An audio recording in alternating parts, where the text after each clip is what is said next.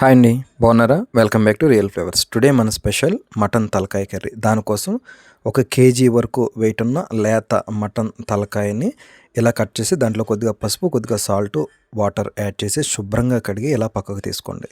తర్వాత స్టవ్ వెలిగించి అడుగు మందంగా ఉన్న కుక్కర్ని పెట్టి 2-3 టేబుల్ స్పూన్స్ ఆఫ్ ఆయిల్ని దాంట్లో వేసి 2 చీలిన పచ్చిమిరపకాయలు, 3 లేదా 4 మీడియం సైజ్ ఆనియన్స్ని చిన్న ముక్కలుగా కట్ చేసుకుని దాంట్లో వేసి ఆనియన్స్ మెత్తబడేంత వరకు వేపండి. వేపిన తర్వాత ముందుగా శుభ్రం చేసి పెట్టుకున్న మటన్ తలకాయను కూడా దీంట్లో యాడ్ చేసి ఆనియన్స్, మిర్చి, ఈ మటన్ బాగా మగ్గేంత వరకు ఉంచి 2 మీడియం సైజ్ టమాటోని ఇలా పెద్ద ముక్కలుగా కట్ చేసుకుని దాన్ని కూడా దాంట్లో యాడ్ చేయండి.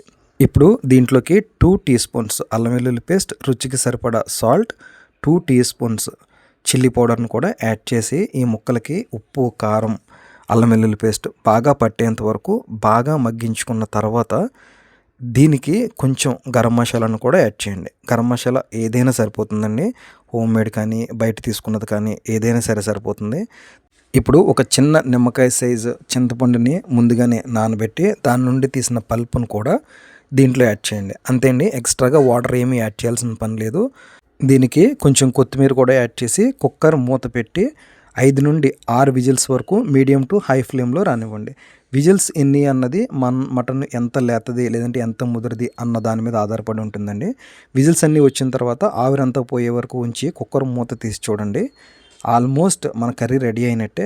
ఇది చూడడానికి కొంచెం లిక్విడ్గా కనిపిస్తూ ఉన్నట్లయితే ఇలాగే మీడియం టు లో ఫ్లేమ్లో ఇంకొక 5 నుంచి 8 నిమిషాల పాటు మీరు స్టవ్ మీద ఉంచినట్లయితే ఈ కర్రీ రెడీ అయిపోతుందండి. చల్లారే కొలది ఇది దగ్గర పడుతుందన్నమాట.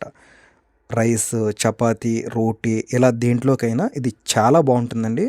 ఒకసారి మీరు కూడా ట్రై చేయండి. మీకు ఎలాగొచ్చిందో మా కామెంట్ బాక్స్లో తెలియచేయండి. Thank you for watching. Please subscribe to our channel.